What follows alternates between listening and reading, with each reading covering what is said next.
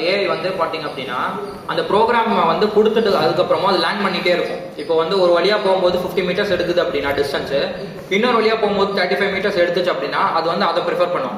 ஓகேவா? இந்த மாதிரி வந்து அது வந்து லேண்ட் பண்ணிட்டே இருக்கும் மிஸ்டேக்ஸ்லேருந்து. இப்போ நம்ம எதுக்கு ரோபோட் யூஸ் பண்ணுறோம்? சார் வந்து முன்னாடி சொன்னார் உங்களுக்கு ரோபோட் வந்து எதுக்காக யூஸ் பண்ணுறோம் அப்படின்னு சொல்லிட்டு. ஹியூமன்ஸோடைய வேலையை கம்மி பண்ண, ஹியூமன்ஸால செய்ய முடியாத வேலையை செய்யறதுக்கு, அப்புறம் நிறைய ரிஸ்க் டேஞ்சரஸான ஜாப்ஸ் எல்லாத்தையுமே வந்து ரோபோட்ஸை செய்ய வைக்கிறதுக்கு தான். ஏன்னா ஹியூமன்ஸ் ஒரு சர்டன் பீரியட் ஆஃப் டைமுக்கு அப்புறமா ஒருத்தங்களால வந்து ஒரு வேலையை செய்ய முடியாது.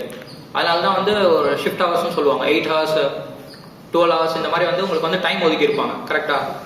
இப்போ நீங்கள் காலேஜ் வந்து படிக்கிறீங்க, காலையிலேருந்து மத்தியானம் வரைக்கும் படிக்கிறீங்க. இதுவே ஈவினிங் வரைக்கும் டைம் எக்ஸ்டெண்ட் பண்ணா ஒரு 24 ஹவர்ஸ் உங்களை படிக்க சொன்னா எப்படி இருக்கும்? முடியுமா? ஏன்? ஏன்னா நமக்கான எனர்ஜி அவ்வளோதான். நமக்கு வந்து டாஸ்க் வந்து லிமிட்டடான டாஸ்க் தான் நம்மளால செய்ய முடியும். பட் ரோபோட் இருக்கே அப்படி கிடையாது. அதுக்கு வந்து பேட்டரி, அதுக்கு வந்து வலி இருக்குல்ல, அதுக்கு வந்து உணர்ச்சி இல்லை, எதுவுமே இல்லை. So it can easily perform the task. முக்கியமான விஷயம் என்ன அப்படின்னா வந்து நிறைய ஹியூமன்ஸ்னால நிறைய எரர் வரும். இப்போ நான் வந்து ஒரு சர்ஜரி சார் சொன்ன மாதிரி பெர்ஃபார்ம் பண்ணுறேன் அப்படின்னா, இப்போ நான் சர்ஜரிஸ் எல்லாம் வந்து ஒரு 30 ஹவர்ஸ் கிட்ட வந்து டியூரேஷன் ரொம்ப லென்த்தாக இருந்துச்சு அப்படின்னா என்னோட கை வந்து தானாகவே வந்து ஷேக் ஆக ஆரம்பிச்சிடும். கரெக்டாக? அப்போ வந்து நான் என்ன பண்ண முடியும்? ஹியூமன்ஸ்னால எரர் வந்துச்சு அப்படின்னா to prevent error from humans and ஒரே டாஸ்க்கை திருப்பி செய்யறதுக்கு. ஓகேவா? இப்போ ஃபார் எக்ஸாம்பிள் வந்து இப்போ நம்ம வந்து நிறைய நீங்கள் மால்ஸில் போகும்போது பார்த்துருப்பீங்க, டோர் வந்து நீங்கள் ஆட்டோமேட்டிக்காக என்ட்ரு ஆகும்போது வந்து திறக்கும். பார்த்துருக்கீங்களா? அப்சர்வ் பண்ணியிருக்கீங்களா? அதை நீங்கள் மால்ஸ்க்கு போகும்போது டோர் வந்து ஆட்டோமேட்டிக்காக இருக்கும்போது நீங்கள் வரும்போது மட்டும் திறக்கும் இல்லை? அது எப்படின்னு தெரியுமா இருக்காச்சு? சென்சார்ஸ் தான். அதுதான் எப்படி அது நீங்கள் வரும்போது மட்டும் திறக்குது? இல்லை கேமரா யூஸ் பண்ண மாட்டாங்க அதில். சரி, அது எதுக்காக அந்த டோர் வச்சிருக்காங்க?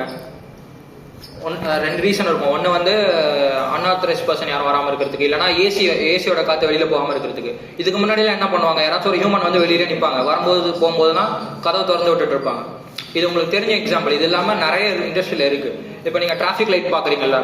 இதுக்கு முன்னாடிலாம் வந்து டிராஃபிக் லைட் வந்து மேனுவலாக ஆப்ரேட் பண்ணுற மாதிரி இருந்துச்சு. எப்படி அப்படின்னா வந்து ஒரு நிமிஷம் முடிஞ்சதுக்கப்புறமா அவங்க வந்து சிக்னல்ஸ் வந்து மாற்றி வைப்பாங்க. ஓகேவா? பட் இப்போ பார்த்தீங்கன்னா ஆட்டோமேட்டிக்காக உங்களுக்கு டைமரோட டிராஃபிக் லைட் வந்து என்ன இருக்குது மாறிடுதுல்ல. இன்னும் வந்து அட்வான்ஸான டிராஃபிக் வந்து இப்போ ஃபார் எக்ஸாம்பிள் வந்து டிராஃபிக் இல்லை அப்படின்னா அதுவே ஆட்டோமேட்டிக்காக வந்து லைட்ஸ் வந்து ஷிஃப்ட் ஆயிடும். இது எல்லாம் பார்ட் ஆஃப் ரோபோட்டிக்ஸ் தான். இப்போ ட்ரோன் வந்துருச்சு. ட்ரோன் எல்லாருக்கும் தெரியும்ல, அதுவும் கைண்ட் ஆஃப் ஒரு ரோபோட் மாதிரி தான். புரியுதுங்களா? நம்ம ஒரு டாஸ்க்கை வந்து அதை அசைன் பண்ணி அதுக்கு ப்ரோக்ராம் பண்ணி விட்டுட்டோம் அப்படின்னா அந்த டாஸ்க்கை அது வந்து பண்ணிகிட்டே இருக்கும். இந்த சர்க்கம்ஸ்டன்ஸ்லையும் வந்து அது பண்ணிட்டுறது தான் ரோபோட். ஓகேவா? ஸோ ரோபோட்ஸ் வந்து நிறைய விஷயத்துக்காக யூஸ் பண்ணுறாங்க. இப்போ இருக்கிற இதில் வந்து பார்த்தீங்கன்னா as your commerce student, retail, banking, அப்புறம் லாஜிஸ்டிக்ஸ், இந்த 3 இதில் வந்து ரொம்ப ரோபோட்ஸோடைய டாமினன்ஸ் வந்து அதிகமாக வந்துருச்சு.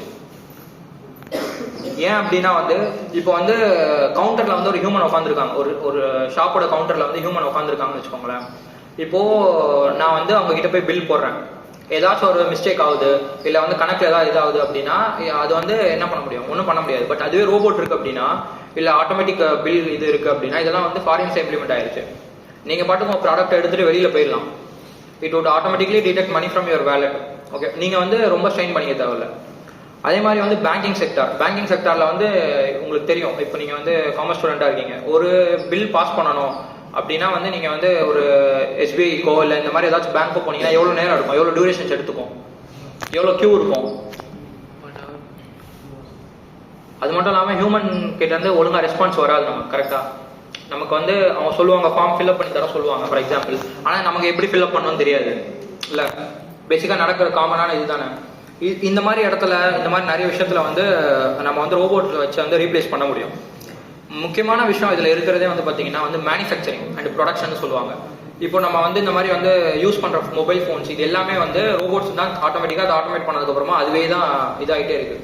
எந்த ஹியூமன்ஸும் உட்காந்து அதை வந்து என்ன பண்ணலை, அசம்பிள் பண்ணிட்டு இல்லை. இதுக்கு முன்னாடிலாம் எப்படி பண்ணுவாங்க அப்படின்னா வந்து லேபர்ஸ் வந்து ரொம்ப ஒர்க் பண்ணி அது ஒரு பார்ட்டையும் தனித்தனியாக வந்து அசம்பிள் பண்ணுவாங்க. இப்போ வந்து பார்த்தீங்கன்னா எல்லாமே வந்து ரோபோட்டிக் ஆர்ம்ஸ் வச்சு தானாகவே வந்து அது வந்து என்ன ஆகுது அப்படின்னா அசம்பிள் ஆயிடுது. அது வந்து டாஸ்க்கை வந்து இன்னும் ஈஸி ஆக்கிடுச்சு. இப்போ ரோபோட் பத்தி பேசும்போது அப்படின்னா